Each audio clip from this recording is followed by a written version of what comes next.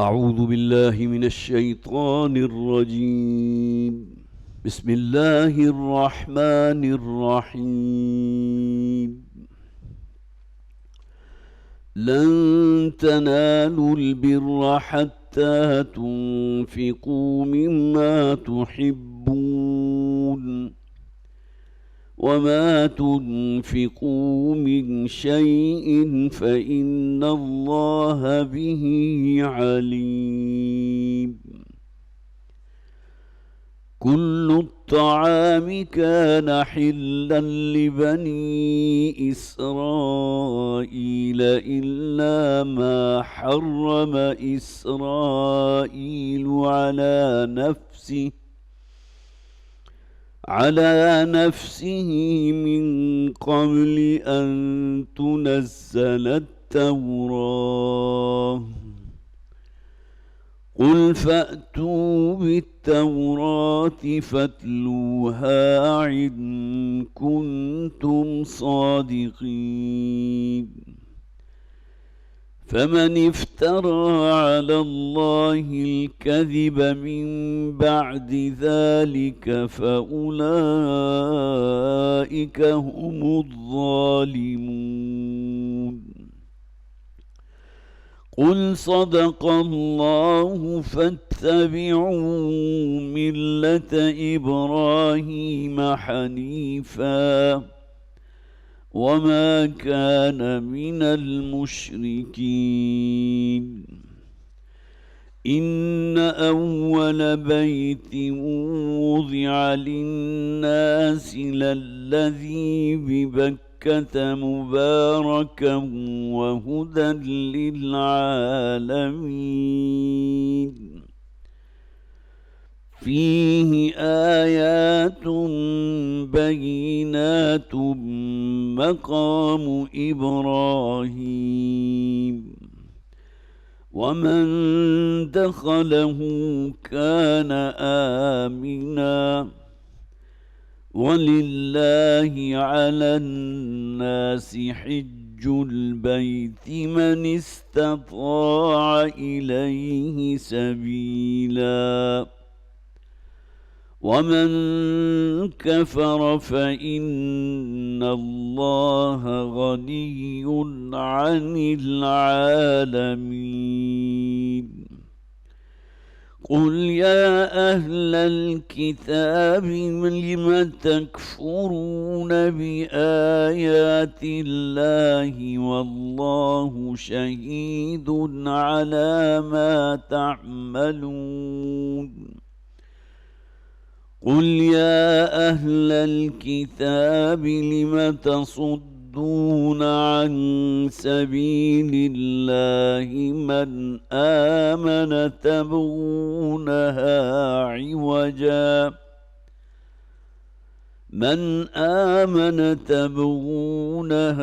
عوجا وأنتم شهداء وما الله بغافل عما تعملون.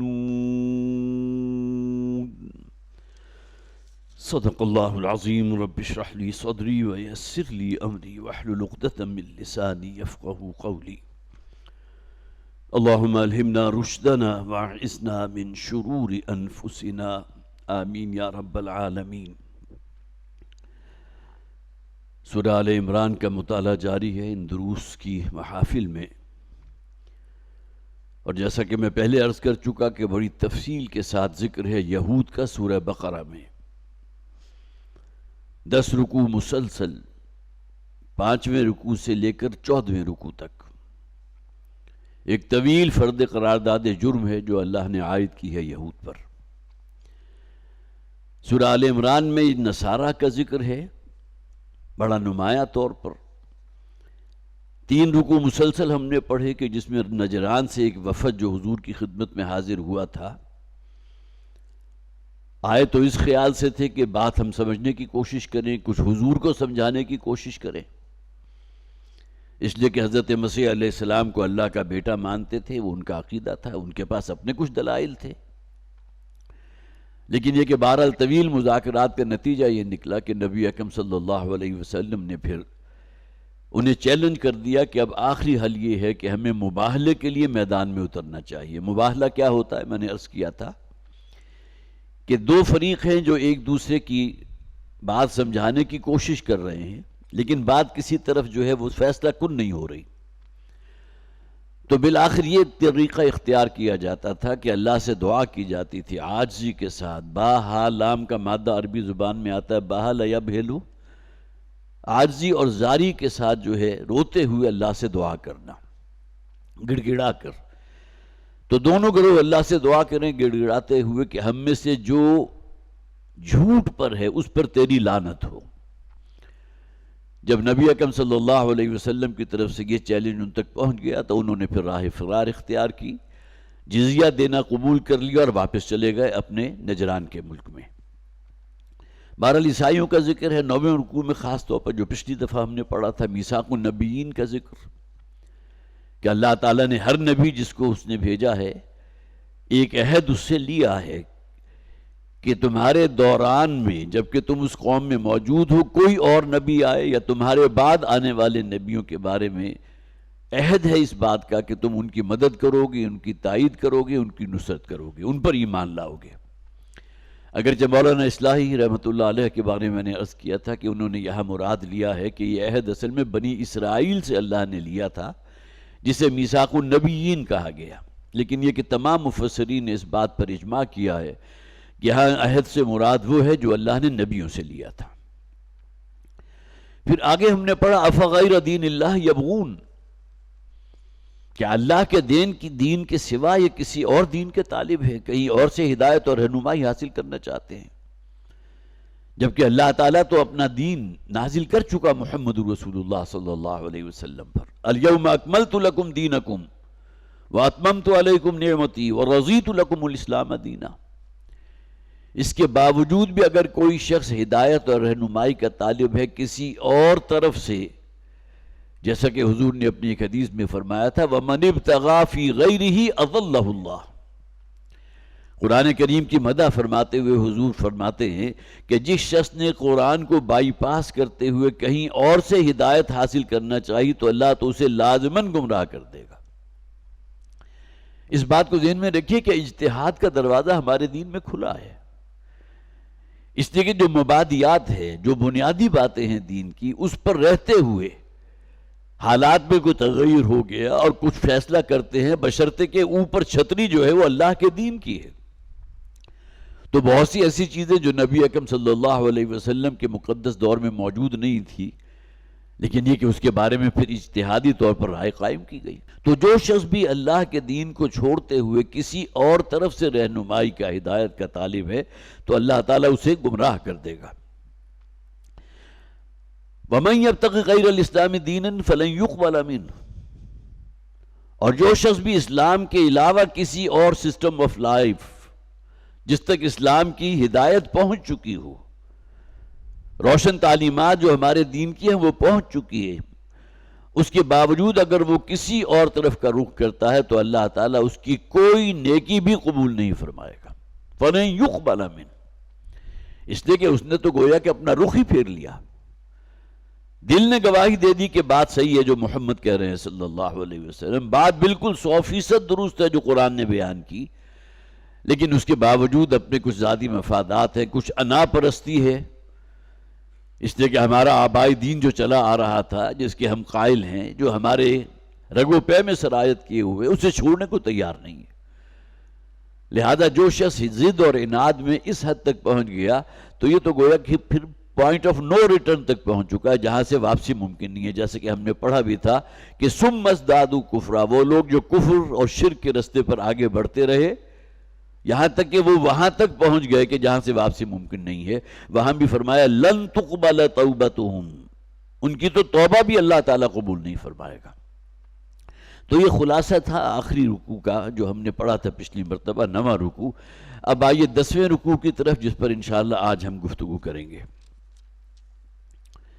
بلکہ آخری آیت جو 9ویں رکوع کی تھی اس کو خاص طور پر نوٹ کر لیجئے، ان الذین کفروا وماتوا وهم کفار، جو منافقین موجود تھے مدینہ میں، بظاہر تو ایمان لا چکے حضور پر صلی اللہ علیہ وسلم، لیکن جو دین کے تقاضے تھے اسے ادا کرنے کو تیار نہیں ہے. جہاد ہے، قتال ہے، انفاق ہے، نمازیں پڑھتے تھے مسجد نبوی میں عین حضور کے پیچھے کھڑے ہو کر. عبداللہ ابن ابی کے بارے میں آتا ہے پہلی صف میں کھڑا ہوتا تھا حضور کے پیچھے. آج بھی آپ کو معلوم ہے مساجد کے اندر وہ شخص کے جس کا دین کے ساتھ بڑا گہرا تعلق ہے تو وہ اہتمام کرتا ہے کہ پہلی صف میں امام کے قریب ترین ہو کر کھڑا ہو. یہ طرز عمل عبداللہ ابن ابی کا تھا جو رئیس المنافقین ہے. لیکن یہ کہ یہاں جو کفر حقیقی مراد ہے، ان الذین کفروا وماتوا وهم کفار، وہ لوگ جنہوں نے کفر کیا اور مرے اس حالت میں کہ وہ اسی کفر پر قائم تھے. فَلَن يُقْبَلَ مِنْ أَحَدِهِمْ مِلْءُ الْأَرْضِ ذَهَبًا وَلَا يُفْتَدَىٰ بِهِ، تو ان سے تو فدیے میں یہ زمین بھر سونا بھی قبول نہیں کیا جائے گا اگر وہ اپنے آپ کو جہنم سے بچانا چاہتے ہیں. گویا کہ بالکل مردود ہو چکے، کفر میں اتنے آگے بڑھ گئے کہ واپسی کا کوئی امکان نہیں ہے. اس کے بارے میں یہ بھی آ گیا کہ اللہ تعالیٰ ان کی توبہ بھی قبول نہیں فرمائے گا. آگے فرمایا لن تنالوا البر حتى تنفقوا مما تحبون. دیکھیں مضارع کے سے پہلے اگر لام اور نون ایڈ ہو جائے تو اس میں حد درجے تاکید ہے، لہذا یہاں بھی ترجمہ کیا گیا ہے لن تنالوا البر، تم ہرگز نیکی کی حقیقت تک نہیں پہنچ سکتے، نیکی کا مقام حاصل نہیں کر سکتے ہرگز. حتی تنفقوا مما تحبون، یہاں تک کہ تم خرچ نہ کرو جو تمہیں پسند ہے.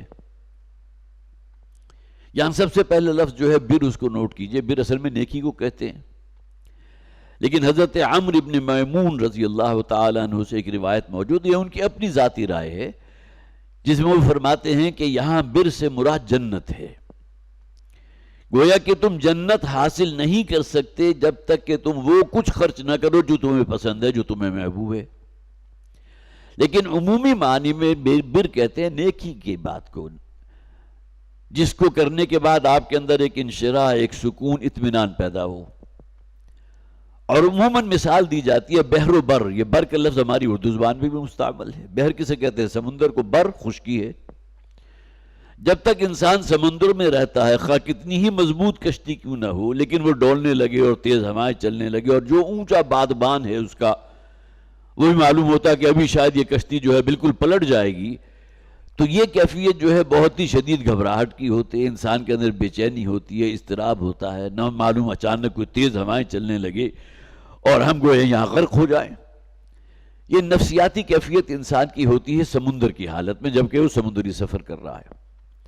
لیکن جیسے ہی اس کی کشتی ساحل پہ پہنچتی ہے اور وہ کشتی سے باہر خشکی پر قدم رکھتا ہے، ایک اطمینان اور سکون کی کیفیت پیدا ہو جاتی ہے. کچھ یہی کیفیت ہوتی ہے جب آپ ہوائی سفر کرتے ہیں. درمیان میں اگر کوئی ٹربولنس آ جائے اور پورا بڑا جہاز خواہ وہ 380 کیوں نہ ہو، جس میں تقریباً 800 مسافر ہوتے ہیں، وہ گویا کہ پھڑپھڑانے لگے اور وہ بھی لرزنے لگے، تو جو لوگ بھی اندر موجود ہیں ان کے اندر ایک بڑی بے چینی کی کیفیت ہوگی. جیسے ہی وہ لینڈ کرے گا تو اب گویا کہ اللہ کا شکر ادا کریں گے کہ چلیے ہم کم سے کم ہمارے قدم تو زمین پر ہے نا. تو وہ کیفیت انسان کے باطن کی جس میں اس کے اندر ایک سکون پیدا ہو جائے، اطمینان پیدا ہو جائے، یہ اصل میں نیکی کا اصل حاصل ہے. نیک عمل. سورہ بقرہ کی آیت نمبر 177 ہمارے منتخب نصاب کا بہت جامع مقام ہے. وہاں نیکی کی اصل حقیقت کو واضح کیا گیا. لَيْسَ الْبِرَّ أَن تُوَلُّوا وُجُوهَكُمْ قِبَلَ الْمَشْرِقِ وَالْمَغْرِبِ وَلَكِنَّ الْبِرَّ مَنْ آمَنَ بِاللَّهِ وَالْيَوْمِ الْآخِرِ وَالْمَلَائِكَةِ وَالْكِتَابِ وَالنَّبِيِّينَ. اس آیہ مبارکہ پر تفصیلاً یہاں گفتگو ہو چکی ہے، صرف ذہن میں تازہ کر لیجئے. نیکی ہرگز اس شخص کی نہیں ہے کہ جو صرف یہ کہہ دے کہ ہم نے جو نیک اعمال کرے یا اور جو ہے کچھ اپنی دانش میں کچھ نیک کام کرے جبکہ اس کے اندر ایمان اللہ پر، آخرت پر موجود نہ ہو. گویا کہ نیکی کا تعلق ظاہر سے نہیں ہے. لَيْسَ الْبِرَّ أَن تُوَلُّوا وُجُوهَكُمْ قِبَلَ الْمَشْرِقِ وَالْمَغْرِبِ. نیکی صرف یہ نہیں ہے کہ اپنے چہرے کو مشرق یا مغرب کی طرف پھیر لو، صرف نماز ادا کر دو، شعائر اسلامی پر عمل کر دو. یقیناً یہ نیک عمل ہیں، لیکن اللہ کے نزدیک نیک کون ہے؟ وَلَكِنَّ الْبِرَّ مَنْ آمَنَ بِاللَّهِ وَالْيَوْمِ الْآخِرِ وَالْمَلَائِكَةِ وَالْكِتَابِ وَالنَّبِيِّينَ، حقیقتاً تو نیک وہ شخص ہے جو ایمان رکھتا ہو اللہ پر، اللہ کی کتابوں پر، فرشتوں پر، رسولوں پر، آخرت پر، رسالت پر۔ حقیقتاً نیک تو وہ شخص ہے۔ گویا کہ نیکی کا تعلق اس کے باطن سے ہے، اس کی سوچ کیا ہے، اس کا عقیدہ کیا ہے، وہ مانتا کیا کچھ ہے۔ ایک ہوتا ہے صرف زبان سے اقرار کر لینا، مان لینا، ایک دل کے اندر ایمان کا پیدا ہو جانا ہے۔ کتنا کچھ ایمان اس کے اندر موجود ہے۔ ایمان بالآخرت، کوئی نیکی کا بڑے سے بڑا عمل، لیکن اگر اس دنیا میں کوئی اجر اس کا مطلوب ہے تو اللہ کے ہاں مقبول نہیں۔ اجر صرف آخرت میں، اجر کے طلبگار صرف اللہ سے۔ ان اجری الا علی اللہ، بہت سے نبیوں اور رسولوں کا ذکر قرآن نے کیا کہ ہمارا اجر جو ہے وہ تو اللہ کے ذمے ہے، وہ دے گا۔ اس دنیا میں رسوائی بھی ہو رہی ہے، پرسیکیوشن بھی ہو رہی ہے، نبیوں کو قتل تک کر دیا گیا، شدید ترین تشدد سے گزارا گیا، یہ سب کچھ برداشت کر رہے ہیں، جھیل رہے ہیں، صبر سے کام لے رہے ہیں، صرف اللہ کو راضی کرنے کے لیے۔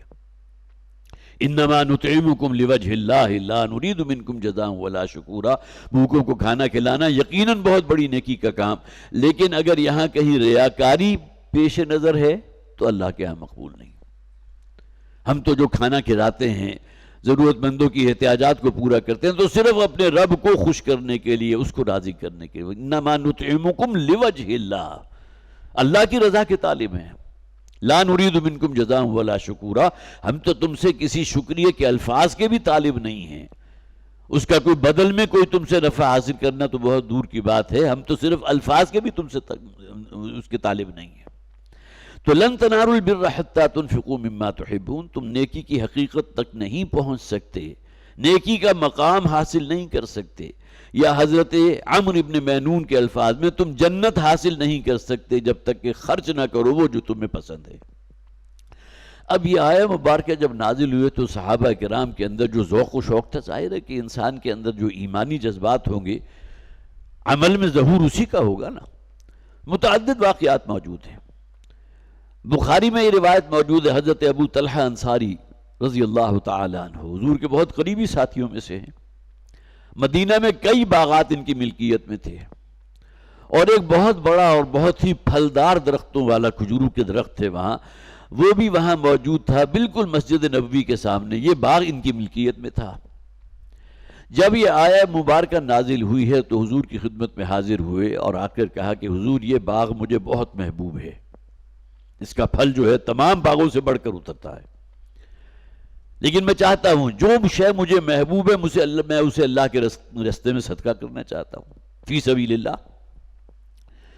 تو نبی اکرم صلی اللہ علیہ وسلم نے ان سے عرض کیا، ان سے فرمایا ٹھیک ہے، تمہاری جو نیت ہے، جو تمہاری منشا ہے، وہ یقین اللہ اپنے رب کو راضی کرنا ہے، اور پھر یہ جو فرمایا گیا جو شے تمہیں انتہائی محبوب ہے اسی کو خرچ کرو گے تو اللہ کے محبوب بنو گے، نیکی تک رسائی حاصل کرو گے، جنت میں پہنچو گے۔ تو حضور کو معلوم تھا کہ ابو طلحہ کے قریبی رشتہ داروں میں سے بہت سے ایسے ہیں جو بہت غریب تھے، جن کے لیے 2 وقت کی روٹی جو ہے وہ بھی میسر ہونا بڑا مشکل کام تھا۔ تو نبی اکرم صلی اللہ علیہ وسلم نے فرمایا اللہ تعالیٰ نے تمہارے اس صدقے کو قبول فرما لیا، لیکن اب میری رائے یہ ہے، گویا کہ نبی کی رائے بھی تو ایک حکم ہے نا، تو حضور نے فرمایا کہ میری رائے یہ ہے کہ اس باغ کو اپنے غریب رشتہ داروں میں تقسیم کر دو۔ حضرت ابو طلحہ انصاری رضی اللہ تعالیٰ عنہ کے لیے یہ بات جو ہے حضور کا حکم تھا۔ اصلاً انہوں نے نیت کیا کی تھی، میں اسے راہ خدا میں دینا چاہتا ہوں، لن تنالوا البر حتى تنفقوا مما تحبون، اس لیے کہ مجھے محبوب ترین ہے یہ باغ۔ اس سے دوسری روایت موجود ہے، مسند ابن بزاز میں ہے، حضرت عبداللہ ابن عمر رضی اللہ تعالی عنہ، بلکہ عنہما، حضرت عمر جو ہیں وہ بھی اللہ کے صحابی رضی اللہ تعالی عنہ، اور اسی طرح حضرت عبداللہ وہ بھی صحابی رسول ہیں رضی اللہ تعالی عنہ۔ انہیں ایک اپنی کنیزوں میں سے ایک کنیز بہت پسند تھی، صرف پسندیدگی کے لیے صرف کسی کا ظاہری حسن جو ہے جسے آپ کہیے اپیرنس وہ کافی نہیں ہوتی، بلکہ یہ کہ سمجھداری بھی ہوتی ہے، ذہانت بھی ہوتی ہے، معاملہ فہمی بھی ہوتی ہے۔ تو جب یہ آیت مبارکہ نازل ہوئی تو حضرت عبداللہ ابن عمر رضی اللہ تعالیٰ عنہ نے اس کنیز کو اللہ کے نام پر آزاد کر دیا۔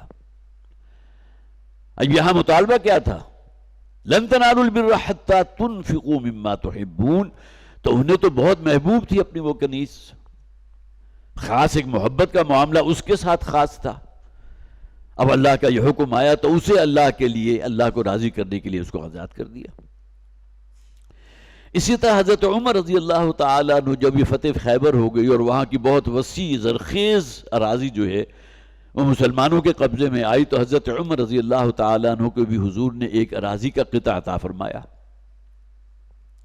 اس آیت کے نازل ہونے کے بعد حضرت عمر رضی اللہ تعالیٰ عنہ حضور کی خدمت میں حاضر ہوئے اور جا کر عرض کیا، اللہ کے رسول، میں اس قطع ارضی کو جو خیبر میں مجھے ملا تھا، جو میری ملکیت ہے، میں اسے راہ خدا میں دینا چاہتا ہوں۔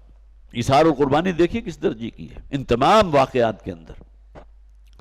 تو نبی اکرم صلی اللہ علیہ وسلم نے انہیں ایک مشورہ دیا اپنی طرف سے، انہیں کہا اس کی ملکیت اپنے نام ہی رکھو، مالک تم ہی رہو، لیکن اس سے جو بھی بہت ہی زرخیز زمین تھی، اس سے جو بھی پیداوار حاصل ہو اس کو راہ خدا میں صدقہ کر دو۔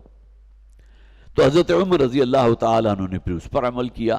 اب یہ متعدد مثالیں ہیں کہ جس میں حضرت زید ابن حارثہ رضی اللہ تعالیٰ عنہ، یہ بڑا خوبصورت واقعہ ہے۔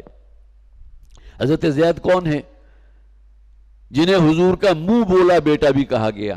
قرآن حکیم میں اس کی نفی آ گئی ہے کہ یہ منہ بولا بیٹا جو ہے وہ حقیقی بیٹا جو اصل میں انسان کی اپنی نسل سے ہوتا ہے اس کے مساوی نہیں ہو سکتا۔ لہذا لوگوں نے جو کہنا شروع کر دیا تھا زید ابن حارثہ کی بجائے زید ابن محمد رضی اللہ تعالیٰ عنہ، کہ محمد صلی اللہ علیہ وسلم کے بیٹے یہ زید ہیں، لہذا اس کے بعد سے جب سورہ نور کی وہ آیات نازل ہو گئیں تو اس کے بعد سے پھر لوگوں نے یہ کہنا ختم کر دیا وہ زید ابن حارثہ ہیں، زید ابن محمد نہیں ہے۔ گویا کہ جو اڈاپٹڈ سن ہوگا، جو لے پالک جس کو آپ کہتے ہیں، وہ آپ کا حقیقی بیٹا نہیں بن سکتا۔ تو حضرت زید ابن حارثہ رضی اللہ تعالیٰ عنہ کے پاس جو چند گھوڑے تھے تو ان میں سے ایک گھوڑا انہیں بہت ہی پسند تھا، کوئی نسلی قسم کا گھوڑا ہوگا، اور آپ کو معلوم ہے عربوں کے ہاں جسے آپ کہیے کہ کسی شخص کے مالدار ہونے کے لیے یہ بھی بہت بڑی دلیل ہوتی ہے کہ اس کے پاس کتنا قیمتی گھوڑا موجود ہے، کتنے اونٹ ہیں، کتنا بڑا ریوڑ ہے اس کا۔ اور گویا کہ جس شخص کا جتنا بڑا ریوڑ ہوگا، جتنی بڑی تعداد میں اونٹ ہوں گے اور جتنے قیمتی گھوڑے اس کے پاس ہوگے تو اس کو ایک امتیازی مقام اس سوسائٹی میں حاصل ہوتا تھا، جیسا کہ آج کل بھی ہے۔ ہمارے ہاں چونکہ معیار بن جاتا ہے روپیہ پیسہ مال و دولت، تو جس کے پاس جو ہے بہترین ماڈل کی جو ہے کوئی 5-6 کروڑ کی گاڑیاں 2-3 موجود ہیں تو معلوم ہوتا ہے کہ بڑا کامیاب انسان ہے، اس کا ایک سٹیٹس بن جاتا ہے۔ تو حضرت زید یہ معلوم ہوتا ہے کہ اس زمانے کی بات ہے جبکہ یہ کہ بہرحال مسلمانوں میں خوشحالی بھی آ گئی تھی اور مال غنیمت جو ہے پھر تقسیم ہوتا تھا لوگوں میں۔ تو ایک گھوڑا ان کی ملکیت میں تھا جو انہیں بہت پسند تھا، بہت محبوب تھا۔ جب یہ آیت مبارکہ نازل ہوئی تو وہ حضور کی خدمت پہ حاضر ہوئے، آ کر کہا کہ میں اس گھوڑے کو اللہ کی راہ میں صدقہ کرتا ہوں، آپ کے اختیار میں دیتا ہوں، آپ جو چاہیں اس کا استعمال کریں، اب یہ میری ملکیت میں نہیں ہے۔ نبی اکرم صلی اللہ علیہ وسلم نے یہ گھوڑا جو حضرت زید کا تھا انہی کے بیٹے حضرت اسامہ ابن زید رضی اللہ تعالیٰ عنہ ان کو دے دیا۔ اس پر حضرت زید کچھ غمگین ہوئے، اس لیے کہ ان کے خیال میں تو یہ تھا کہ میں نے اللہ کے رستے میں دیا ہے صدقہ، وہ گھوڑا پھر انہی کے گھر میں موجود، اس لیے کہ نبی اکرم صلی اللہ علیہ وسلم نے حضرت زید نے جو گھوڑا اللہ کی راہ میں صدقے کے طور پر حضور کو دیا تھا، حضور کو اختیار دیا تھا، تو حضور نے اپنے اس اختیار کو بروئے کار لاتے ہوئے اس گھوڑے کو حضرت زید کے بیٹے اسامہ کو دے دیا۔ اس پر حضرت زید حضور کی خدمت میں حاضر ہوئے تو حضور مسکرائے اور آپ نے فرمایا تم نے جو نیت کی تھی صدقہ کرنے کی، فی سبیل اللہ دینے کی، وہ اللہ کے ہاں پوری طرح مقبول ہے۔ یہ نہیں ہے کہ اجر و ثواب میں کوئی کمی واقع ہو گئی، بالکل وہی معاملہ کہ جب ہم نے رمضان کی حدیث پڑھی تھی تو ان میں ایک حدیث وہ بھی تھی کہ جس میں کوئی شخص اگر کسی دوسرے شخص کا روزہ کھلاتا ہے، اس کو جو ہے اگر روزہ افطار کراتا ہے، اس کے لیے کوئی بندوبست کرتا ہے، کھانے پینے کا بندوبست کرتا ہے، کچھ اہتمام کرتا ہے، تو وہاں الفاظ آئے تھے کہ اللہ تعالیٰ اس کو اتنا ہی ثواب عطا فرماتا ہے جس طرح روزے دار کو اس کے علاوہ بغیر اس کے کہ اس روزے دار کے اجر میں سے کوئی کمی کی جائے، من غیر ان ينتقص اجرہ، گویا کہ روزے دار کا اجر اپنی جگہ موجود ہے جس نے روزہ رکھا تھا، لیکن جس نے روزہ کھلوایا اس کو اتنا ہی اجر مل جائے گا جتنا کہ روزے دار کو اجر ملنا تھا، بغیر اس کے کہ اس کے اجر میں کوئی کمی کی جائے۔ تو وہی مثال تقریباً یہاں بھی صادق آتی ہے کہ حضرت زید کو جو گھوڑا، حضرت زید نے جو اپنا جو گھوڑا بہت محبوب تھا اللہ کے رسول کو دیا صدقہ کرنے کی نیت سے، انہوں نے واپس ان کے بیٹے کو دے دیا۔ تو لن تنالوا البر حتى تنفقوا مما تحبون۔ اب یہاں ہمیں اپنا جائزہ بھی لینا چاہیے کہ کہیں ایسا تو نہیں ہے کہ ہم اگر اللہ کے رستے میں نکالیں، کوئی خیرات ہیں، صدقات ہیں، کوئی زمیندار ہے وہ غلہ جو ہے وہ دینا چاہتا ہے، تو ردی قسم کا مال اگر کہیں ہم نے جو ہے وہ فی سبیل اللہ کے کھاتے میں نکال دیا تو معلوم ہوا کہ اس آیت کے خلاف ہو گیا۔ اللہ کے رستے میں اگر کوئی شے دینی بھی ہے تو اچھی نفیس قسم کی دو، جو تمہیں بھی محبوب ہو۔ ہمارے کپڑے ہیں، ہماری اور بہت سی چیزیں ہیں، جب ہماری نگاہوں سے اس کی اہمیت ختم ہو جاتی ہے تو ہم گویا کہ بڑا خیر کماتے ہیں کہ اس کو صدقہ کر دیتے ہیں، لوگوں کو دے دیتے ہیں۔ لیکن یہ جو شرط لگائی گئی حتی تنفقوا مما تحبون، جب تک کہ تم خرچ نہ کرو وہ جو تمہیں پسند ہے۔ وما تنفقوا من شیء فإن اللہ بہ علیم، اور جو شخص بھی اللہ کے راستے میں تم خرچ کرو گے، جو کچھ بھی دو گے، تو اللہ تعالیٰ جو ہے وہ تو ہر شے سے واقف ہے۔ وہ صرف تمہارے اس ظاہری عمل سے واقف نہیں ہے بلکہ اندر جو نیت تھی اس سے بھی واقف ہے۔ کسی کو آپ نے جو ہے کوئی دیا ہے، اس کو ہیلپ آؤٹ کیا ہے، لیکن اس کے بعد اب آپ چاہتے ہیں اور آپ کی خواہش یہ کہ وہ آپ کے سامنے سر جھکا کر حاضر ہو، احسان مندی محسوس کرے کہ آپ نے گویا کہ اس پر بڑا احسان کیا۔ وہ آیت ہم پڑھ چکے، لا تبطلوا صدقاتکم بالمن والاذی۔ صدقہ و خیرات کی اللہ نے اگر توفیق دی ہے تو دوسرے کو ایذا نہ پہنچاؤ اس پر احسان دھر کے یا کوئی بد زبانی اختیار کر کے، گویا کہ اب وہ حقیر ہے، اب اس کے ساتھ آپ جو ہے بد زبانی بھی کر سکتے ہیں اور اس پر احسان بھی دھر سکتے ہیں۔ تو بڑے سے بڑا صدقہ و خیرات جو ہے وہ اللہ کے ہاں بالکل زیرو ہو جائے گا اگر اس کے بعد جو ہے انسان کا طرز عمل اس شخص کے ساتھ جس پر اس نے انعام یا احسان کیا تھا وہ کہیں غرور اور گھمنڈ والا ہو جائے، کوئی احسان دھرنے والا ہو جائے۔ وما تنفقوا من شيء فإن الله به علیم، تو جو کچھ بھی تم خرچ کرو گے تو اللہ تعالیٰ تو ہر شے کا علم رکھتا ہے۔ کل طعام کان حلا لبنی اسرائیل، ہر نوع کے طعام سے مراد یہاں پاکیزہ کھانے ہیں، جتنی بھی طیب کھانے تھے، جو بھی پاکیزہ کھانے تھے، اللہ تعالیٰ فرماتے ہیں بنی اسرائیل کے لیے سب کے سب حلال کر دیے گئے تھے۔ ہاں درندوں کا گوشت جو ہے وہ حرام رہا ہے، ہر شریعت میں رہا ہے۔ اسی طرح جسے آپ کا یہ کہ مجسم نجس شے جو ہے خنزیر، اس کا گوشت حرام رہا، ہر شریعت میں رہا ہے۔ لیکن یہ کہ جو بھی طیب چیزیں ہیں، جو بھی پاکیزہ چیزیں ہیں، اللہ تعالیٰ نے وہ بنی اسرائیل کے لیے بھی حلال کی تھی، جیسا کہ امت محمد صلی اللہ علیہ وسلم کے لیے حلال ہیں۔ الا ما حرم اسرائیل علی نفسہ، سوائے ان چیزوں کے کہ جو اسرائیل نے اپنے اوپر خود منع کر دی تھی، اپنے اوپر خود حرام کر لی تھی۔ یہاں اسرائیل سے مراد کیا ہے؟ یہ لقب ہے حضرت یعقوب علیہ السلام کا۔ حضرت یعقوب کون ہیں؟ حضرت ابراہیم علیہ السلام کے پوتے ہیں، حضرت ابراہیم کے بیٹے حضرت اسحاق، ان کے بیٹے حضرت یعقوب، ان کا لقب اسرائیل ہے۔ اور ان کی اولاد میں پھر جیسا کہ میں بارہا عرض کر چکا ہوں، پھر ان کے جو 12 بیٹے تھے ان سے آگے جو نسل پھیلی ہے تو وہ ہے اصل میں بنی اسرائیل، اسرائیل کی اولاد، اسرائیل کی نسل۔ اسرائیل کون؟ حضرت یعقوب علیہ السلام۔ تو الا ما حرم اسرائیل علی نفسہ، سوائے ان چیزوں کے جو حضرت یعقوب علیہ السلام نے اپنے اوپر خود حرام کر لی تھی، من قبل ان تنزل التورات، تورات کے نازل ہونے سے پہلے۔ تورات میں آ کر تو ہر شے پھر واضح ہو گئی نا۔ تورات حضرت موسیٰ علیہ السلام کو ملی، حضرت موسیٰ علیہ السلام حضرت یعقوب کے کہیں بعد میں آئے ہیں، بعد میں بعثت ہوئی ہے۔ یہاں بھی مسند احمد میں ایک واقعہ موجود ہے کہ یہودیوں کا ایک گروہ جو ہے، ایک وفد حضور کی خدمت میں حاضر ہوا اور آ کر کہا کہ اگر آپ ہمارے ان سوالوں کے 4 سوالات انہوں نے کیے تھے، ان کے جوابات اگر ہمیں دے دیں تو ہم آپ پر ایمان لے آئیں گے۔ نبی اکرم صلی اللہ علیہ وسلم کی طبیعت کے اندر ایک ظاہر ہے کچھ انشراح پیدا ہوا ہوگا کہ یہودی علماء میں سے چند لوگ اگر آئے ہیں اور وہ کچھ سوالات کرنا چاہتے ہیں اور وہ مشروط ہیں اس بات کے ساتھ کہ اگر آپ نے جواب دے دیا تو وہ اسلام قبول کر لیں گے۔ اب سب سے پہلا سوال کیا تھا کہ حضور سے سوال کیا گیا کہ حضرت یعقوب نے اپنے اوپر کون کون سی چیزیں حرام قرار دی تھی۔ اگر کسی شخص نے بائبل پڑھی ہوتی تو اسے معلوم ہوتا حضور نے تو بائبل نہیں پڑھی تھی. حضور نے فوراً جواب دے دیا اس کا کہ حضرت یعقوب علیہ السلام نے اونٹ کا گوشت اور اونٹنی کا دودھ اپنے اوپر حرام قرار دیا تھا. اب اس کی توجیحات بہت سی ہیں کہ حضرت یہ بھی موجود ہے احادیث کے اندر کہ حضرت یعقوب علیہ السلام کو عرق النساء جسے کہتے ہیں نا، جوڑوں کا درد، جس میں چھوٹے جوڑ جو ہے وہ کچھ سوج جاتے ہیں اور اس میں پین ہوتی ہے، تو وہ تکلیف تھی، لہٰذا انہیں کہا گیا اور اس پر پھر انہوں نے عمل بھی کیا پوری زندگی. آپ اونٹ کا گوشت اور اونٹنی کا دودھ نہیں پئیں گے، نہ گوشت کھائیں گے نہ دودھ پئیں گے. انہوں نے اپنے لیے گویا کہ وہ منع کر دیا. لیکن ان کی دیکھا دیکھی انہی کے نسل کے بہت سے اور لوگوں نے اور پھر یہودیوں نے تمام نے اپنے اوپر جو ہے وہ اونٹ کا گوشت بھی حرام قرار دے دیا اور اونٹنی کا دودھ بھی حرام قرار دے دیا، جس کا شریعت موسوی سے کوئی تعلق نہیں تھا. تو پہلا سوال ان کی طرف سے کیا گیا، اس کا جواب حضور نے دے دیا فوراً. دوسرا سوال یہ تھا کہ نبی یا رسول جو ہے اس کی نیند کی کیفیت کیا ہوتی ہے. تو نبی اکرم صلی اللہ علیہ وسلم نے جواباً ارشاد فرمایا کہ نبی کی نیند ایسے ہے گویا کہ اس کی آنکھیں تو بند ہیں لیکن اس کا دل جاگ رہا ہے.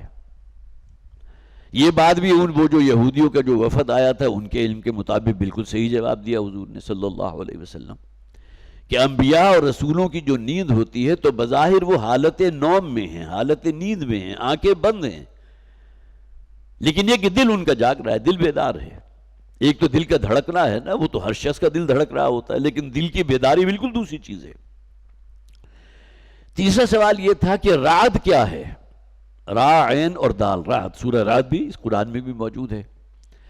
تو نبی اکرم صلی اللہ علیہ وسلم نے فرمایا کہ رعد اصل میں ایک فرشتے کا نام ہے کہ جو اللہ نے بادلوں پر مقرر کیا ہے، کس جگہ بارش ہونی ہے، کس جگہ نہیں ہونی، کتنی ہونی ہے، موسلادھار ہونی ہے، اور آیا یہ بارش جو اللہ کی طرف سے کوئی عذاب لے کر آئی ہے یا رحمت ہے. یہ ساری کی ساری ڈکٹیشن اللہ کی طرف سے ہے، لیکن جو فرشتہ اسے ریسیو کر رہا ہے وہ رعد ہے. ان کی جو معلومات تھی یہودیوں کے، اس کے مطابق یہ بات بھی بالکل صحیح تھی، گویا کہ یہ تیسرا سوال بھی صحیح ہو گیا. اور چوتھا سوال ان کا یہ تھا کہ کون سا فرشتہ ہے کہ جو انبیاء اور رسولوں تک اللہ کا پیغام پہنچاتا ہے. تو حضور نے فرمایا حضرت جبرائیل علیہ السلام. اس پر وہ جو وفد آیا تھا وہ بدک گیا، اس لیے کہ قرآن حکیم اس بات پر خود گواہ ہے کہ یہودیوں کو حضرت جبرائیل علیہ السلام سے شدید نفرت تھی. اب اس کی بنیاد کیا تھی؟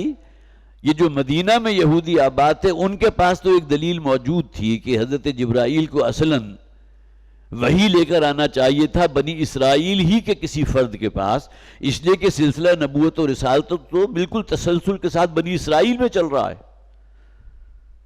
یہ جبرائیل علیہ السلام جان بوجھ کر وحی لے کر گئے ہیں محمد کے پاس صلی اللہ علیہ وسلم.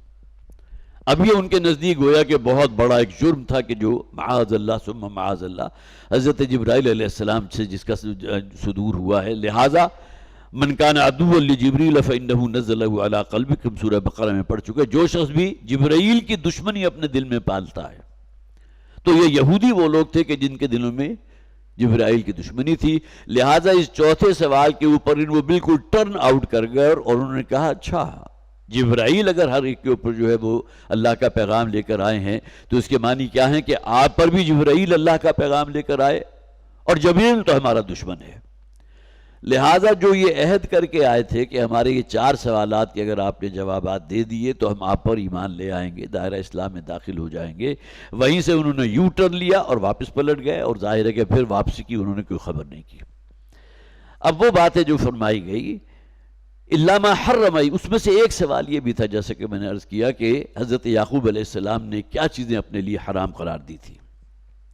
قل فاتوا بالتوراۃ فاتلوها ان کنتم صادقین، اے نبی ان سے کہہ دیجئے لے آؤ تورات اور پھر اس کو پڑھو، اس کی تلاوت کرو اگر تم سچوں میں سے ہو. فمن افترى علی اللہ الکذب من بعد ذلک، اب یہ دیکھیے یہ تمام جھوٹ ہے، افتراء پردازی ہے جو اللہ پر باندھ رہے ہیں. اللہ نے تو اونٹ کا گوشت کبھی حرام نہیں کہا، اونٹنی کے دودھ کو کبھی حرام نہیں کہا. حضرت یعقوب علیہ السلام نے اپنے اوپر اس کو حرام بہی مانا کہ اسے پسند بھی نہیں کیا اور نہ اس کو کھاتے تھے نہ دودھ پیتے تھے، لیکن اسی کو شریعت بنا کر یہودیوں نے گویا کہ شرعی احکامات میں شامل کر لیا. یہ اللہ پر بہت بڑا جھوٹ ہے. اللہ نے تو ان چیزوں کو حرام نہیں کہا تھا، وہ تو جائز ہیں، امت محمد صلی اللہ علیہ وسلم کے لیے بھی جواز ہے، اور یہ چیزیں کبھی بھی حرام نہیں رہیں۔ صرف اس بنیاد پر کہ حضرت یعقوب ان کو استعمال نہیں کرتے تھے اس کو حرام قرار دے دینا گویا کہ بہت بڑی تہمت ہے جو تم نے اللہ پر لگائی ہے۔ فمن افترى علی اللہ الکذب، تو وہ شخص کہ جو اللہ پر جھوٹ باندھ رہا ہے، من بعد ذالک، اس کے بعد بات اس پر واضح ہو چکی، فاولئک هم الظالمون، تو یہی وہ لوگ ہیں کہ جو ظلم کرنے والے ہیں۔ قل صدق اللہ، اے نبی کہہ دیجئے کہ اللہ نے بالکل سچ فرمایا ہے۔ فاتبعوا ملت ابراہیم حنیفا، اور یہ قول اللہ کی ہے، سچ فرمانا اس اعتبار سے بھی کہ اتباع کرو ملت ابراہیمی کا بالکل یکسو ہو کر۔ یہ ملت ابراہیمی کا ذکر قرآن حکیم میں 9 مقامات پر ہے۔ یہاں تو جمع کا صیغہ ہے نا، مسلمانوں سے کہا گیا اتباع کرو حضرت ابراہیم علیہ السلام کی ملت کا۔ فاتبعوا ملت ابراہیم حنیفا، نبی اکرم صلی اللہ علیہ وسلم سے واحد کے صیغے میں مخاطب ہو کر بھی فرمائے گا واتبع ملت، واحد کے صیغے میں، اے نبی صلی اللہ علیہ وسلم آپ پر لازم ہے ملت ابراہیمی کا اتباع، اس لیے کہ ملت محمدی جو ہے وہ تسلسل ہے ملت ابراہیمی کا۔ امت مسلمہ حضرت ابراہیم علیہ السلام جو بیت اللہ کی تعمیر کر رہے تھے، حضرت ابراہیم باپ اور بیٹا، حضرت اسماعیل حضرت ابراہیم دونوں، تو ربنا وجعلنا مسلمین لک ومن ذریتنا امۃ مسلمۃ لک، تو جو دعا ان کے لبوں پر تھی، باپ بیٹے کے لبوں کے اوپر، وہ یہ تھی، اے پروردگار ہم دونوں کو اپنا مسلمان بندہ بنائے رکھ، اور ہماری نسل میں، ہماری امت میں ایک امت برپا کی جو ہماری ذریت میں ایک امت برپا کی جو امت مسلمہ۔ تو انبیاء اور رسول میں اس سلسلے کی آخری کڑی ہے محمد رسول اللہ صلی اللہ علیہ وسلم جو ملت ابراہیمی پر ہیں۔ فاتبعوا ملت ابراہیم حنیفا، حضرت ابراہیم علیہ السلام کے بارے میں وہ الفاظ ہم پڑھ چکے ہیں، یہودی بھی اون کرتے ہیں، نصرانی بھی اون کرتے ہیں۔ یہودی کہتے ہیں حضرت ابراہیم علیہ السلام یہودی تھے، نصرانی کہتے ہیں وہ نصرانی تھے۔ ما کان ابراہیم یہودیا ولا نصرانیہ، قرآن نے نفی کر دی، حضرت ابراہیم نہ یہودی تھے نہ نصرانی تھے، بلکہ یہودیت اور نصرانیت جو ہے وہ تو حضرت ابراہیم علیہ السلام کے سینکڑوں سال کے بعد کہیں جو ہے وجود میں آئی ہے۔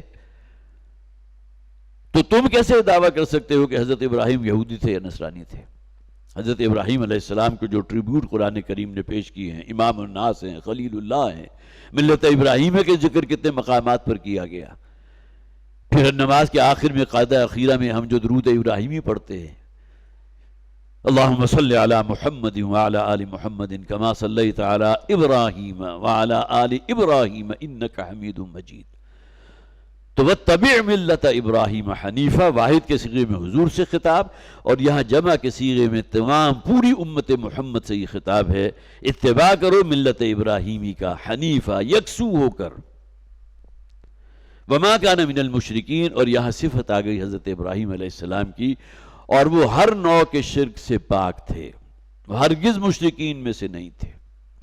حالانکہ آپ کو معلوم ہے شعور کی آنکھ کھولی تھی اس معاشرے میں جہاں سورج کی پرستش ہو رہی تھی، چاند کی پوجا ہو رہی تھی، ستاروں کو اپنا رب قرار دینے والے لوگ بھی موجود تھے، لیکن اللہ تعالیٰ نے توحید تک پہنچایا ہے۔ انی وجہت وجہی للذی فطر السماوات والارض حنیفا، وہاں بھی دیکھیے جو نعرہ توحید حضرت ابراہیم علیہ السلام نے بلند کیا تھا، وہاں بھی حنیف کا لفظ آئے، میں تو اپنے آپ کو یکسو کرتا ہوں اس ذات کی طرف جس نے زمین و آسمان کی پیدائش کی ہے، تخلیق کی ہے، اسی نے سورج بھی بنائے، اسی نے چاند بنائے، اسی نے ستارے بنائے۔ یہ تمام ظواہر ہیں کہ جس کو تم نے اپنا رب مان لیا، جبکہ ان کا جو خالق ہے میں اسے اپنا رب مانتا ہوں۔ تو یہاں بھی وہی بات کہی گئی، فاتبعوا ملت ابراہیم حنیفا وما کان من المشرکین، اور وہ ہرگز مشرکوں میں سے نہیں تھے۔ اب اگلی چند آیات ہیں کہ یہ بیت اللہ کا ذکر کیا گیا جو سب سے پہلا گھر وجود میں آیا تھا، جو تعمیر کیا گیا خدائے واحد کی پرستش کے لیے۔ ان اول بیت وضع للناس للذی ببکۃ مبارکا وہدی للعالمین۔ دیکھیے یہ ایک آیت کے اندر بیت اللہ کے حوالے سے 7 باتیں عرض کی گئیں۔ یقیناً سب سے پہلا گھر جو بنایا گیا، جو مقرر کیا گیا لوگوں کے لیے، کس کام کے لیے؟ عبادت کے لیے، اللہ کو پوجنے کے لیے۔ للذی ببکۃ مبارکن، وہ ہے کہ جو شہر مکہ میں ہے جو بہت ہی برکت والا ہے۔ سب سے پہلے یہ ہم بات نوٹ کیجئے، بکہ کا لفظ ہے، یہ اصل میں مکہ ہے، اس لیے کہ ایک اور مقام پر قرآن حکیم میں غالباً سورہ فتح کے اندر جو ہے ببطن مکۃ، وہاں بکہ نہیں آیا، مکہ کا لفظ آیا ہے، اس لیے کہ نبی اکرم صلی اللہ علیہ وسلم، آپ کو معلوم ہے صلح حدیبیہ کے موقع پر اللہ تعالیٰ اس صلح کو ایک بہت بڑی فتح سے تعبیر فرما رہے ہیں، انا فتحنا لک فتحا مبینا، آگے پورا ذکر جو صلح حدیبیہ کا ہے۔ تو اس موقع پر جو بھی حالات ہو گئے تھے، مسلمانوں جو ہیں 1200 کی تعداد تھی، مسلمانوں کی حضور کے جلوہ میں عمرہ کرنے کی نیت سے آئے تھے، جنگ کا ارادہ ہی نہیں تھا، اول تو تلواریں تھیں نہیں، اگر تھیں بھی تو نیام کے اندر موجود تھی، وہ اپنی ذاتی حفاظت کے لیے بھی ہو سکتا ہے، قربانی کے جانور لے کر مدینہ سے چلے تھے، ہدیے کے جانور، لیکن یہ کہ اس موقع پر حالات ایسے ہو گئے کہ بہرحال صلح ہوئی ہے، اور مسلمانوں کے لیے بڑا کڑا وقت تھا کہ بالکل نہتے، اگر مکہ والے چاہتے تو حملہ کر کے غالب آ سکتے تھے۔ تو اللہ تعالیٰ نے اپنے اس احسان کا ذکر کیا اس آیہ مبارکہ میں، جہاں لفظ ہے ببطن مکہ، مکہ کے بالکل قریب وادی جہاں صلح حدیبیہ ہوئی تھی، وہاں اللہ تعالیٰ نے انہیں روکے رکھا کہ وہ تم پر دست درازی کرتے، اس لیے کہ ان کے حوصلے تو بڑے جمع تھے، وہ تو آپ کہیے نا کہ خود شکار ان کے قریب آ گیا، شکاری کو دور جانے کی ضرورت نہیں پڑی، اور بالکل نہتے، حالت احرام میں ویسے بھی جنگ نہیں کر سکتے، تو گویا کہ ان کے لیے تو بڑا سنہری موقع تھا کہ اس موقع پر یلغار کر کے، گویا کہ وہ جس شمع کو گل کرنے کے لیے وہ 1 سال پہلے گئے تھے، جس کے نتیجے میں غزوہ احزاب جو ہے وہ ہوا تھا، اور 12,000 کا لشکر جو ہے مدینہ کے ارد گرد پڑا ہوا تھا، اور اگرچہ درمیان میں خندق حائل تھی، تو یہ تو سنہری موقع تھا ان لوگوں کے لیے، لیکن یہ کہ اللہ تعالیٰ فرماتے ہیں، اپنے اس احسان کا ذکر کرتے ہیں کہ اللہ تعالیٰ نے ان کے ہاتھوں سے تمہیں محفوظ رکھا، اور تمہارے ہاتھ بھی ان کے خون سے آلودہ نہیں ہوئے۔ تو وہاں وہ ببطن مکہ کا لفظ ہے، یہاں بکہ کا لفظ ہے۔ ایک رائے یہ بھی ہے کہ با، کاف اور یا کا مادہ عربی زبان میں آتا ہے رونے کے لیے، بکا، آہو بکا ہمارے ہاں اردو زبان میں مستعمل ہے، تو گویا کہ وہ وادی یا وہ جگہ کہ جہاں آہو زاری ہوتی ہے، اپنے رب کو پکارتے ہوئے انسان روتا ہے، آہو بکا کرتا ہے، استغفار کرتا ہے، یہ بھی ایک شے مراد لی گئی ہے، بعضوں نے اس کے ساتھ سلسلہ جوڑا، لیکن یہاں اس میں کوئی شک نہیں ہے کہ یہاں شہر مکہ کا ذکر ہے، اور اول بیت وضع للناس سے مراد بیت اللہ ہے۔ سب سے پہلے بات جو عرض کی گئی، جو یہاں فرمائی گئی، مبارکن، جو بہت ہی بابرکت ہے، اس کی برکت کا سب سے بڑا ظہور کیا ہے کہ وہاں ادا کی گئی نماز کا اجر 1,00,000 نمازوں کے مساوی۔ برکت کسی شے کی بڑھوتری کو کہتے ہیں نا، یہاں 1,00,000 گنا بڑھ گیا۔ بعض احادیث ہیں کہ جس میں رہنمائی اسی طرف ہوتی ہے، اور اسی سے اندازہ لگا لیجئے کہ وہاں کیا گیا ہر نیک عمل تو اللہ کی نگاہ میں کس قدر وقیع ہے، اور اس کا اجر و ثواب کتنا زیادہ ہے۔ مبارکن، بہت برکت والا، بڑا بابرکت گھر، وَهُدًى لِّلْعَالَمِينَ، اور تمام جہان والوں کے لیے وہ ہدایت کا منبع اور سرچشمہ ہے۔ اس لیے کہ ہدایت اللہ کی دی ہوئی، اور وہ گھر بیت اللہ ہے، یہ نہیں کہ اللہ تعالیٰ وہاں رہائش پذیر ہے، معاذ اللہ ثم معاذ اللہ، وہ علامت ہے، اور اللہ تعالیٰ نے وہ علامت جو ہے مسلمانوں کے اندر مرکزیت پیدا کرنے کے لیے بھی بنایا اس کو، اور پھر یہ کہ وہاں برکتیں وہ دی ہیں جس کا بھی میں نے آپ کے سامنے ذکر کیا۔ ہدی للعالمین، تمام جہان والوں کے لیے ہدایت۔ فیہ آیات بینات، اب یہاں گویا کہ اس گھر کا ذکر بھی ہو رہا ہے، شہر مکہ کے ذکر بھی ہو رہا ہے، وہاں بڑی بڑی نشانیاں موجود ہیں، بڑی روشن دلائل ہیں، ذرا غور و فکر کر تو معلوم ہوگا کہ اللہ تعالیٰ کی کیا کیا عنایات ہوئی ہیں اس علاقے کے اوپر۔ اس میں ذرا نوٹ کر لیجئے، بالکل لقودق صحرا، پتھریلی زمین، اور وہاں اللہ تعالیٰ نے اپنا گھر تعمیر کروایا حضرت ابراہیم علیہ السلام کے ذریعے۔ یہ بات ذہن میں رکھیں کہ اس گھر کی جو پہلی تعمیر ہے وہ حضرت آدم نے کی تھی، اور اس کے بعد پھر حضرت ابراہیم علیہ السلام کو حکم دیا گیا تعمیر نو کا، جسے آپ کہیے کہ یہ تعمیر ثانی ہو رہی ہے بیت اللہ کی، جو حضرت ابراہیم اور ان کے بیٹے حضرت اسماعیل علیہ السلام کے ہاتھوں ہو رہی ہے۔ تو سب سے پہلی جو ہے نشانی کیا ہے، روشن دلیل، کہ لقودق صحرا ہے، پتھریلی زمین ہے، اور وہاں ایک گھر جو ہے وجود میں آ گیا، تعمیر کرنے والے حضرت ابراہیم، حضرت اسماعیل۔ اور اس سے آگے بڑھ کر اس کے بالکل قریب اللہ تعالیٰ نے وہ چشمہ روا کر دیا، آج بھی اگر آپ وہاں ڈرل کریں تو آپ کو زمین کے پیٹ میں گہرائی تک اتر جائیں کہیں پانی نظر نہیں آئے گا. صرف واحد سورس وہ ہے، ورنہ جتنا پانی آپ کو نظر آ رہا ہوتا ہے وہاں، وہ اکثر و بیشتر جو ڈی سیلینیشن پلانٹس ان کے لگے ہوئے ہیں جندہ میں، وہاں سے بڑے بڑے ٹینکرز کے ذریعے آتا ہے اور یہاں ہوٹلوں کو سپلائی ہوتا ہے، جہاں وہ آپ کا واش روم میں استعمال کر رہے ہیں، دھونے وونے میں استعمال کر رہے ہیں، نہانے میں استعمال کر رہے ہیں. لیکن وہاں سے زمزم کا چشمہ بہ نکلنا ایک بہت بڑی آیت بینات ہے، بہت بڑی روشن دلیل ہے، اس کی برکت اللہ تعالیٰ اس کا ایک بہت بڑا مظہر. پھر تیسرے یہ کہ حدود حرم، وہاں کسی شخص کو اپنے باپ کا قاتل بھی اگر نظر آ جاتا تھا تو اس پر بھی اپنی تلوار نہیں اٹھاتا تھا، اس لیے کہ بلد الامین ہے. یہ حدود حرم جو ہے، یہاں اب جو شخص ہے وہ امانت میں ہے، وہ امن میں ہے، یہاں خون ریزی نہیں ہو سکتی. حد یہ ہے کہ جانوروں تک کو نہیں مارا جا سکتا ہے، وہ جانور جن کا شکار کیا جا سکتا ہے حدود حرم میں آپ اس کو شکار بھی نہیں کر سکتے. پھر یہ کہ کتنی بڑی ایک نشانی تھی کہ اس گھر کو ڈھانے کے لیے ابرہا، بعض روایات میں 60,000 کا لشکر تھا، حالانکہ مکے کی آبادی میں چند ہزار لوگ تھے، لیکن وہاں سے نکلا. اور اس کے بعد جس طرح ذلت و خواری اس کے نصیب میں آئی ہے کہ اللہ تعالیٰ نے چھوٹے چھوٹے پرندے بھیجے ہیں، انہوں نے حفاظت کی اللہ کے گھر کی. فی آیات بینات، سوچنے والوں کے لیے بڑی بڑی روشن دلیلیں موجود ہیں. یہ جو خاص طور پر مقدس سرزمین ہے، اللہ تعالیٰ نے کیسے حفاظت فرمائی اپنے گھر کی. پھر یہ کہ کعبہ کے متولی کون تھے؟ یہی مکہ کے رہنے والے. اور پورا عرب جو ہے اس کے مختلف قبائل تھے کہ جن کے اپنی دیویاں اور دیوتا جو ہیں مجسمے تھے، وہ یہاں موجود تھے. تو اس اعتبار سے کہہ سکتے ہیں آپ کہ اس کے متولی ہونے کے اعتبار سے ان کے تجارتی قافلوں پر کوئی حملہ کرنے کی جرت نہیں کرتا تھا. یہ کون ہے؟ یہ تو متولی ہیں بیت اللہ کے، اور بیت اللہ میں ہمارا فلاں دیوتا یا دیوی جو ہے اس کا مجسمہ بھی موجود ہے، لہٰذا اس کے اوپر جو ہے وہ ہاتھ نہیں اٹھاتے تھے، اس کے اوپر جو ہے وہ کوئی لوٹ مار نہیں کرتے تھے، قافلے بڑے محفوظ رہتے تھے. پھر سب سے بڑھ کر یہ کہ مین جو تجارتی راہ ہے یمن سے لے کر جو قافلے جا رہے ہیں آپ کے شام کی طرف، تو جسے آپ کہتے ہیں ٹریڈ سینٹر یہ تھا، ٹریڈ ہب بن گیا تھا مکہ. بڑی رونق ہوتی تھی، قافلے آ رہے ہیں، مال تجارت ہے، یہاں کچھ لین دین ہو رہا ہے، پھر وہی مال تجارت جو ہے وہ آگے شام کی طرف جا رہا ہے، شام سے قافلے آ رہے ہیں یمن کی طرف. تو جسے آپ کا یہ ٹریڈ ہب بن گیا تھا یہ مکہ. حالانکہ کہاں اس کی اگر آپ دیکھیں تو پتھریلی زمین ہے، پینے کے لیے پانی نہیں ہے سوائے اسی ایک آب زمزم کے، اور کوئی سورس آف واٹر نہیں ہے. یہ کبھی کوئی بارش ہو جائے تو لوگ اس کو سٹور کر لیں اور اس کو استعمال کرتے رہیں، اس کے علاوہ تو کوئی سورس آف واٹر وہاں موجود نہیں تھا. تو یہ تمام چیزیں وہ ہیں کہ جس کی بنیاد پر یہ کہا جا سکتا ہے کہ واقعتاً یہ جو کہا گیا نا فیہ آیات بینات، اس میں بڑی بڑی نشانیاں ہیں. سوچ اور سمجھ رکھنے والے، غور و فکر کرنے والے.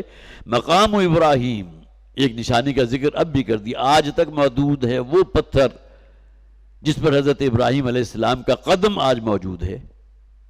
پہلے یہ بالکل بیت اللہ کی دیوار کے ساتھ ہوتا تھا اور لوگ اس کی طرف رجوع کرتے تھے تو وہ جو طواف ہوتا ہے اس کے اندر ڈسٹربنس ہوتی تھی، لہذا پھر بعد کے ادوار میں اس کو وہاں سے اٹھا کر جو ہے کچھ فاصلے پر نصب کیا گیا. اب بھی بہت زیادہ فاصلہ نہیں ہے، زیادہ سے زیادہ میرے خیال ہے 20-30 میٹر کا فاصلہ، بلکہ اس سے بھی کم ہوگا. اور ایک شیشے کے جو ہے اس کے اندر آپ گلوب کے اندر اسے مقفل کر دیا گیا. لیکن یہ کہ اس کا ذکر قرآن نے کیا، اور یہ بھی اللہ کی طرف سے بڑا معجزہ تھا کہ حضرت ابراہیم علیہ السلام جب اس کی تعمیر کر رہے تو یہ پتھر اللہ کے حکم سے خود بخود بلند ہوتا تھا. تقریباً 40 فٹ کے قریب ہائٹ ہے اس کی. ظاہر ہے کہ فولڈنگ وغیرہ تو نہیں ہوتی تھی اس وقت، کوئی تختے بچھا کر جو ہے تعمیر کو اوپر کی جائے. تو یہ ایک بہت بڑی نشانی اللہ تعالیٰ کی، مقام ابراہیم. اور اب بھی جو لوگ اس طواف کو مکمل کرتے ہیں، 7 اشواط جو ہے، 7 اشواط جب اس کو مکمل کر لیتے ہیں 7 طواف کے چکروں کو، تو پھر 2 رکعت جو ہے نفل ادا کرتے ہیں مقام ابراہیم کی محاذات میں. اگرچہ بہت رش ہوتا ہے وہاں قریب تو آپ جگہ حاصل ہی نہیں کر سکتے، لیکن اسی رقم میں پیچھے جا کر آپ نوافل ادا کرتے ہیں اکثر و بیشتر. تو فیہ آیات بینات مقام ابراہیم ومن دخلہ کان آمنا، اور جو شخص بھی یہ حدود حرم میں داخل ہو گیا، بیت اللہ کے محاذات میں پہنچ گیا، کان آمنا، اسے تو امن حاصل ہو گیا. اور جیسا کہ میں نے عرض کیا، کوئی شخص اپنے باپ کے قاتل کو بھی اگر وہاں دیکھ لے تو اپنی تلوار اس پر نہیں اٹھاتا تھا، اس درجے امن. اور آخری بات فرمائی وَلِلَّهِ عَلَى النَّاسِ حِجُّ الْبَيْتِ مَنِ اسْتَطَاعَ إِلَيْهِ سَبِيلًا، اور لوگوں کے ذمے ہے کہ اللہ کے لیے حج ادا کریں، البیت کا، حج البیت، جسے قرآن میں بیت العتیق بھی کہا گیا، بوڑھا گھر حضرت ابراہیم علیہ السلام کے زمانے میں جس کی تعمیر ثانی ہوئی، اور اس سے پہلے بھی یہ موجود تھا، بیت العتیق، بہت ہی پرانا، بہت ہی بوڑھا گھر۔ تو وَلِلَّهِ عَلَى النَّاسِ حِجُّ الْبَيْتِ، اور اللہ کا حق ہے لوگوں پر کہ وہ البیت، بیت اللہ کا حج کریں، من استطاع الیہ سبیلا، جس شخص کو بھی استطاعت ہو اس کی طرف چلنے کی، زیادہ راہ بھی ہو، روپیہ پیسہ کچھ ہو، سفر کرنا ہے تو اخراجات بھی ہوں گے، وہاں رہنا تو کھانے پینے کے لیے اخراجات چاہیے، وہ ان کے پاس ہونے چاہیے، اور بھی بہت سی شرائط ہیں، لیکن یہ کہ جس شخص کو گویا کہ استطاعت ہو گئی اور اس کے باوجود اگر وہ حج نہیں کرتا تو بہت ہی، جسے آپ کہیے، لرزا دینے والی احادیث ہیں، متعدد احادیث، جس میں حضور نے یہ فرمایا کہ جو شخص بھی استطاعت کے باوجود حج نہیں کرتا اور اس کی موت واقع ہوتی ہے تو اللہ تعالیٰ کو اس سے کوئی غرض نہیں کہ یہ شخص یہودی ہو کر مرے یا نصرانی ہو کر مرے، جسے آپ کہہ لیجئے کہ آخری الفاظ ہو سکتے ہیں۔ یہ ہمارا المیہ ہے کہ ہم لوگ جو ہے حج کو مؤخر بھی کرتے رہتے ہیں، اگرچہ استطاعت بھی ہے، خوب خوشحالی بھی ہے، کوئی کسی قسم کا جو ہے اندیشہ بھی نہیں ہے، مقروض بھی نہیں ہے، زیادہ راہ بھی ہے، لیکن اس کے باوجود جو ہے ہم اس کو مؤخر کرتے کرتے بالآخر وہاں تک پہنچا دیتے ہیں جہاں جا کر پھر بڑھاپا اور ضعیفی ہمارے اوپر اس درجے حائل ہو جاتا ہے کہ پھر ہم حج بدل کروانے کی فکر میں رہتے ہیں کہ ہم نے تو حج نہیں کیا، چلیے ہماری جگہ کوئی اور حج کر لے۔ اب یہ آیہ مبارکہ اس اعتبار سے متعدد احادیث، جیسا کہ میں نے عرض کیا، اسی طرح مسند احمد کے اندر ایک روایت موجود ہے، حضرت اقرع بن حابس رضی اللہ تعالیٰ عنہ اس کے راوی ہیں، کہ ایک موقع پر حضور سے انہوں نے سوال کیا تھا، اللہ کے رسول کیا حج کرنا ہر سال فرض ہے؟ نبی اکرم صلی اللہ علیہ وسلم نے جواب نہیں دیا، اپنا چہرہ دوسری طرف کر لیا۔ اب جو بھی ذہین اور فہیم آدمی ہوگا وہ اسی بات سے اندازہ لگا دے گا کہ وہ دوبارہ سوال نہ کرے، لیکن انہوں نے پھر دوبارہ سوال کیا کہ حضور کیا حج ہر سال فرض ہے؟ پھر حضور نے اپنا رخ پھیر لیا، گویا کہ جواب نہیں دیا۔ اب تیسری دفعہ جب سوال کیا تو حضور قدر غضبناک ہوئے اور آپ نے فرمایا اگر تمہارے اس سوال کے جواب میں میں کہہ دیتا کہ ہاں ہر سال فرض ہے تو امت محمد کے لیے کس قدر مسئلہ جو ہے مشقت والا ہو جاتا، اس لیے کہ نبی کی زبان سے، رسول کی زبان سے اگر نکل گیا کہ حج ہر سال فرض ہے تو ہر مسلمان کو ہر سال جو ہے حج ادا کرنا چاہیے۔ تو یہ گویا کہ ہمارے دین کے اندر جو وسعت دی گئی ہے کہ حج ایک مرتبہ ہی فرض ہے، لیکن یہ کہ فرضیت اس درجے کی کہ جیسے ہی انسان کو استطاعت حاصل ہو اور اس کے لیے معاملہ جو ہے کسی کٹھنائی کا ہو تو اسے ارادہ کر کے حج کی نیت کرنی چاہیے اور حج کے لیے جو ہے ادائیگی کے لیے تیار رہنا چاہیے۔ اللہ تعالی مجھے اور آپ کو اس کی توفیق عطا فرمائے۔ انشاءاللہ بقیہ آیات جو ہیں اس رکوع کی ہم انشاءاللہ اگلی مرتبہ پڑھیں گے۔